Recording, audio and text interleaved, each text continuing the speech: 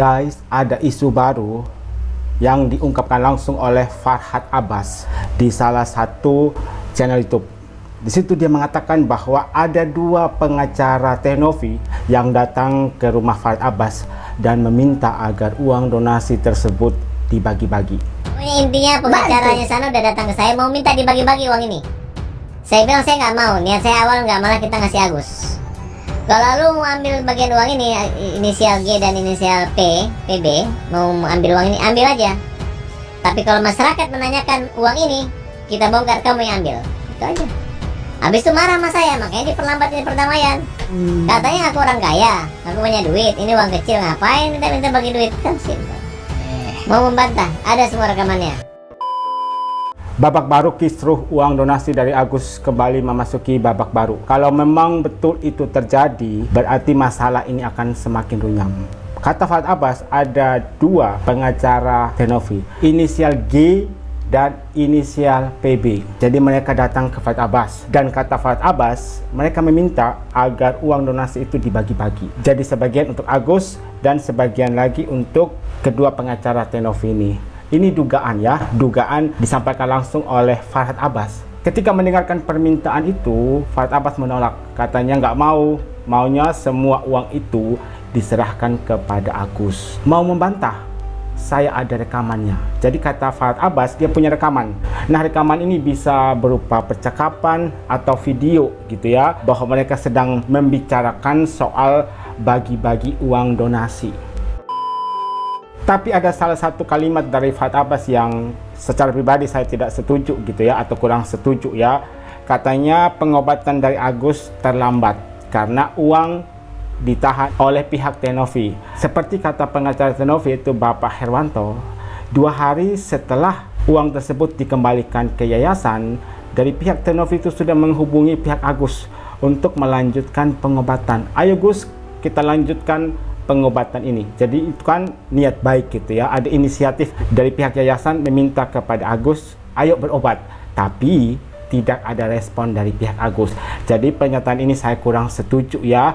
Terhambatnya pengobatan itu terjadi karena Agus tidak merespon permintaan dari pihak yayasan. Kemudian berikutnya, alasan kenapa uang donasi itu tidak segera diserahkan kepada Agus.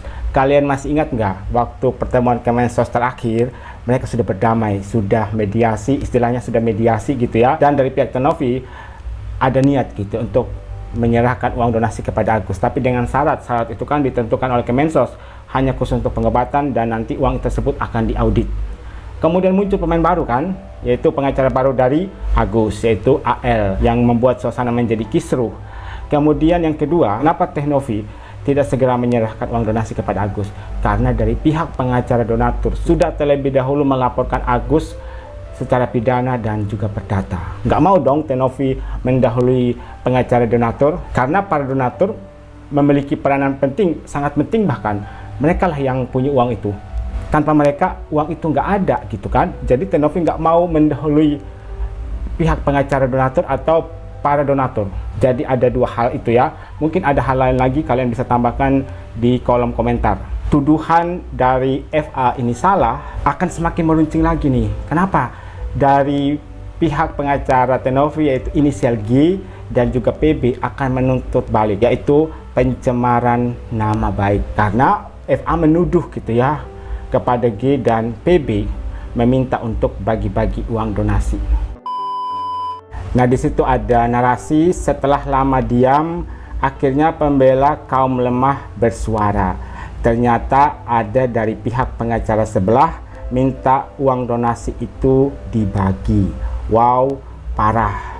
Nah, di situ menimbulkan berbagai macam respon di kolom komentar.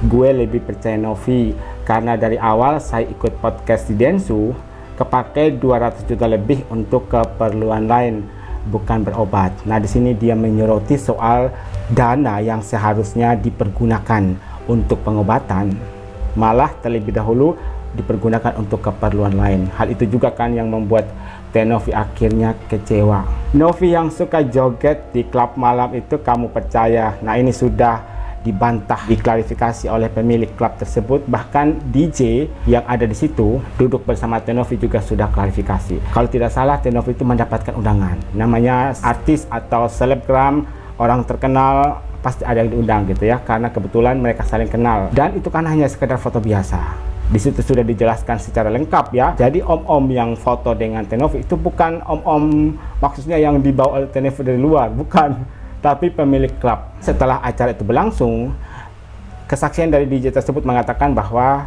saya duduk bersama Novi, sedangkan bapak itu sudah pulang duluan. Jadi hal ini sudah diklarifikasi semuanya ya, nggak ada masalah guys. Yang masa Tenovi setiap hari harus ngurusin ODGJ, harus ngurusin yayasan. Namanya manusia guys, pengen hiburan, pengen having fun gitu ya.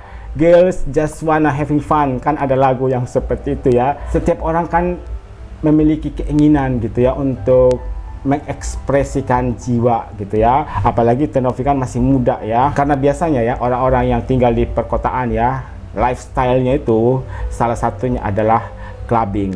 Dan satu hal yang pasti, Tenovi itu clubbing pakai uang sendiri ya. Jadi bukan pakai uang yayasan. Wah, masa sih bang? Nah, ada yang bertanya, masa sih nggak percaya gitu ya? Masa ada sekelas pengacara Tenovi, G, dan PB minta agar uang donasi tersebut dibagi-bagi? Farhad Abbas kan sempat bilang, katanya kamu kaya, kok minta agar uang donasi tersebut dibagi-bagi? Kemudian dibalas oleh Caas, ini sepertinya pendukung dari Farhad Abbas ya. Keren nggak Bang Farhad? Yang minta dibagi-bagi, apa nggak bisa mendapatkan uang yang lebih halal dengan cara kerja lo? Nah, ini cuma dugaan loh, cuma dugaan yang diungkapkan oleh Farhad Abbas. Nanti kalau salah, dia kena imbasnya, akan dituntut balik ke oleh PB dan juga G. Kalau cuma foto mah masih nggak percaya, kecuali surat dari dokter.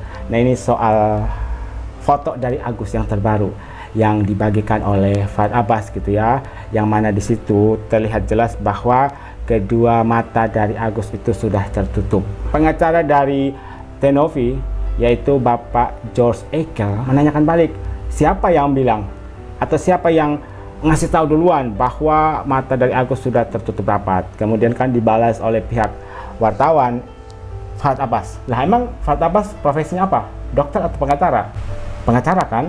Berarti dia nggak mempunyai hak gitu ya untuk ngasih tahu, untuk menyiarkan bahwa si Agus ini sudah buta permanen. Untuk membuktikan bahwa memang betul Agus ini sudah buta permanen, harus ada surat dari dokter. Jadi Agus ke dokter mata ya, periksa keseluruhan saraf-sarafnya, diperiksa semua ya. Dan kalau memang betul, semoga saja tidak ya, semoga saja ada keajaiban gitu ya, semoga Agus bisa ada peluang untuk melihat lagi. Kalau memang kemungkinan terburuk ini ya, kalau Agus memang totally sudah tidak bisa melihat lagi, minta surat dari dokter, sertifikat dari dokter, kemudian dipublish. Nanti orang-orang akan percaya kok bahwa Agus memang benar-benar sudah tidak bisa melihat. Karena sekarang ini mereka itu nggak percaya gitu ya, banyak sekali yang nggak percaya kalau Agus itu sudah tidak bisa melihat sama sekali. Kok bisa G sama PB minta bagi-bagi duit? Kalian tahu siapa inisial G sama PB? Saya tidak mau ngasih tahu nama lengkapnya gitu ya, ini hanya inisial ya, karena dari pihak FA juga hanya menyebutkan inisial loh, nggak berani menyebut nama juga dia. Rafo Bang Farlat jalan terus. Nah, ini salah satu pendukung dari Agus ya. Kalau kita lihat sekarang ini ya, fenomenanya sudah berubah. Kalau sebelumnya 95% itu pendukung Tenovi ya, kalau sekarang semakin banyak pendukung dari Agus, entah kenapa gitu ya. Tapi satu hal yang pasti, kebenaran akan menemukan jalannya sendiri ya, apalagi nanti di persidangan semuanya akan terbuka lebar, siapa yang salah, siapa yang benar. Tapi kita berharap semoga tidak sampai ke pengadilan, hanya sampai ke mediasi atau islah, artinya perdamaian kan, kemudian mereka mendapatkan keputusan yang terbaik lah gitu ya.